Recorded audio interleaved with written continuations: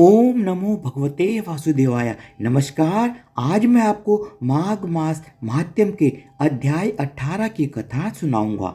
आप इससे पहले के अध्याय 17 तक के सभी वीडियो मेरे चैनल पर देख सकते हैं। कांचन मालिनी ने कहा, हे राक्षस, मैंने तुम्हारे पूछने पर यह इतिहास तुम्हें सुना दिया है। अब मेरी शंका मिटाने को तुम भी अपना पूर्व इतिहास सुनाओ।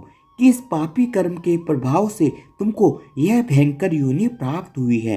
तब राक्षस ने कहा, हे सूबगे, तेरा वृतांत बड़ा ही सुंदर और पापों को नष्ट करने वाला है। उसे सुनकर मेरे मन को बड़ी शांति प्राप्त हुई है। हे सुलोचने, वास्तव में तूने मुझे वह कल्याणकारी मार्ग बताया है जिसका बदला मैं नहीं दे सकता। निश्चय ही तू मेरा उद्धार करने को जन्मी है। मैं तुमसे कुछ नहीं छिपाऊंगा और अपने दुष्कर्मों को बताता हूँ। हे बद्री, प्राचीन काल में मैं काशी नामक पवित्र नगरी में रहने वाला एक ब्राह्मण था। मैं उत्तम कुल में जन्मा था। मुझे वेद का अनंत ज्ञान था, अतः उस नगरी में मेरी बहुत ही ज़्यादा प्रतिष्ठा थी। इतना ज्ञानी और विद्वान होते हुए भी मेरी बुद्धि खराब हो गई। लोभ के वशीभूत होकर मैंने नीच कर्म प्रारंभ कर दिए। मैंने दुराचारी राजा, शूद्रों एवं वैश्यों के दुष्ट दान लेने प्रारंभ कर दिए। अनेकों बार कुत्सित निषिद्ध गृतिग्रह दान लेता रहा। यहाँ तक लोभ में पड़कर मैं चांडाल तक का दान लेने लगा। लोभी प्रवृत्ति के कारण मैंने वे सभी पाप कर डाले जिनको करना कोई पसंद नहीं कर सकता। हे देवी, तीर्थों का प्रभाव भी अनोखा है। जहाँ तीर्थ समस्त पापों का सत्कर्म करने पर नष्ट करता है, वहाँ वही तीर्थ पाप करने पर पाप कर्मों को कई गुना बढ़ाता भी है। तीर्थ में किया गया छोटा सा पाप भी पर्वत के समान भयंकर हो जाता है। तब भयंकर पापों का तो कहना ही क्या। उन पापों को करते हुए ही काशी में मेरी मृत्यु हो गई। काशी क्षेत्र के प्रभाव से मुझे नरक तो नहीं मिला, क्योंकि अविमुक्त क्षेत्रों में मृत्यु पाने वाले नरक की यातना से तो बचे रहते हैं, परंतु पाप भार ज्यों का त्यों बना रहता है। उसी प्रकार मैं नरक में न जाकर इस पर्वत पर कुरूप राक्षस योनि को प्राप्त हुआ हूँ। इस योनि में आने से पहले मुझे 2 बार गिद्ध और 3 बार सर्प और 1 बार विष्ठा, आहारी, वाराह बनना पड़ा है। तब इस 10वें जन्म में राक्षस बना हूँ। इन योनियों को पार करने में मुझे सहस्त्रों वर्ष लगे हैं, परंतु अब तक मुझे अपने उद्धार का कोई मार्ग नहीं मिला।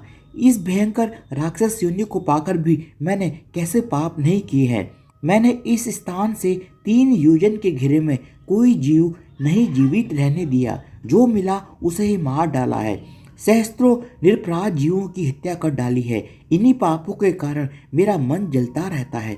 आज तुम्हारे दर्शन करके मुझे शांति मिली है। तीर्थ का फल समय पर प्राप्त होता है, परंतु सज्जन के दर्शन मात्र से तुरंत लाभ होता है। हे देवी, मैंने अपने चरित्र को स्पष्ट रूप से तुम्हें कह दिया है। सज्जन दूसरों के दुख से दुखी होते हैं। आप ही मेरे उद्धार का मार्ग बताए। मैं इसी चिंता में पड़ा रहता हूँ कि मेरे कष्टों का अंत कैसे होगा। मैं तो इतना ही जानता हूँ कि सज्जन पुरुषों की सहायता से मुझ जैसे पापात्मा का भी निस्तार होगा। आप ही मेरे उद्धार का मार्ग बताएं ताकि इस योनि से छुटकारा मिले। दत्तात्रेय जी ने कहा, हे राजन, उस राक्षस के उन वचनों को श्रवण कर कांचन मालिनी का हृदय दया से भर गया। उसने विचार करने के बाद उससे कहा कि हे दैत्यराज, तुम चिंता मत करो, मैं तुम्हारी मुक्ति का उपाय करूंगी। मैंने अनेकों वर्षों तक विधि पूर्वक माघ स्नान किए हैं। प्रयागराज पर मेरी अगाध श्रद्धा है। त्रिवेणी स्नान मुझे अपने प्राणों से भी प्रिय है। श्रद्धा पूर्वक मैंने त्रिवेणी के जल में स्नान करके धर्म के मर्म को समझा भी है। विद्वान धर्म को गुप्त रखने को कहते हैं और विदज्ञ दुखी जनों को दान देने की प्रशंसा करते हैं। हे बद्र, जिस प्रकार समुद्र में होने वाली वर्षा का कोई महत्व नहीं होता, उसी प्रकार धर्म संचित करने का भी महत्व नहीं है। यदि मेरे धर्म से तेरा उद्धार हो सकता है तो मैं उसे सहर्ष देने को तैयार हूँ। इतना कहकर उस अप्सरा ने अपने गीले वस्त्र निचोड़कर अपने हाथों में वह जल लेकर अपने माघ स्नान का पुण्य उस बूढ़े राक्षस को दे दिया। हे राजन, माघ स्नान चमत्कारी प्रभाव को सुनो। कांचन मालिनी के पुण्य के प्राप्त होते ही उस राक्षस ने देह त्याग दी। प्रसन्न मुख वह जब विमान पर चढ़ा तो समस्त दिशाएं ज्योतिमान हो उठी। उस समय वह आकाश में दूसरे सूर्य के समान प्रतीत हो रहा था। तब उसने कांचन मालिनी की प्रशंसा करते हुए कहा, हे भद्र, मेरे पापों का कोई प्रायश्चित था या नहीं, यह तो प्रभु ही समझा सकता है, परंतु आपने पुण्य प्रदान करके मेरी गति बना दी है। अब आप कृपा करके मुझे नीति युक्त उपदेश प्रदान करें ताकि मैं भविष्य में भी पापों से मुक्त रह सकूं। उसके इन वचनों को सुनकर कांचन मालिनी ने कहा, संसार में धर्म श्रेष्ठ है, अहिंसा श्रेष्ठ धर्म है, साधु संतों की सेवा, सज्जन समागम, कामदेव का हनन, पर निंदा का त्याग, सत्य भाषण और भगवान विष्णु और शंकर की आराधना प्राणी का कल्याण करने वाले हैं। माया ममता का त्याग कर संसार को नासवान समझकर जीवन यापन करने वाले प्राणी योग में प्रीत लगाते हैं, उससे ही उनका कल्याण होता है। जो भी इन बातों का पालन करता है उसका ही जीवन सफल होता है। हे राक्षस, प्रभु प्रताप से तुमको दिव्य देह प्राप्त हुई है और तुम स्वर्ग को जा रहे हो। प्रभु तुमको सद्बुद्धि प्रदान करे।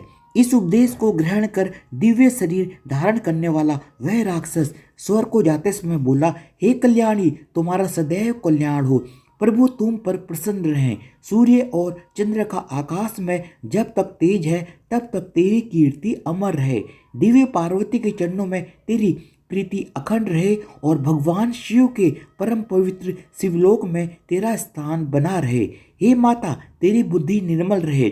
धर्म, तप, उपकार, दया तेरे आभूषण हो और दीन दुखी जन तेरी सहायता का लाभ उठाते रहें। इस तरह के वचन कह और कांचन मालिनी को प्रणाम करके वह राक्षस स्वर्ग को चला गया। तब देव कन्याओं ने हर्षित हो कांचन मालिनी पर पुष्प वर्षा की, उसको आशीर्वाद देते हुए बोली, हे भद्रे, तूने राक्षस पर दया करके उसे मुक्ति दिलाने में अपने अद्भुत कार्य का परिचय दिया है। तब हर्षित हो कांचन मालिनी अपने लोक को गई। जो भी प्राणी इस श्रेष्ठ संवाद को सुनता अथवा पढ़ता है वह राक्षस के भय से मुक्त रहता है। धन्यवाद। इसी के साथ माघ मास महात्म्य के अध्याय 18 की कथा समाप्त होती है। आप इससे पहले के अध्याय 17 तक के सभी वीडियो मेरे चैनल पर देख सकते हैं। धन्यवाद। बोलो भगवान विष्णु की जय हो।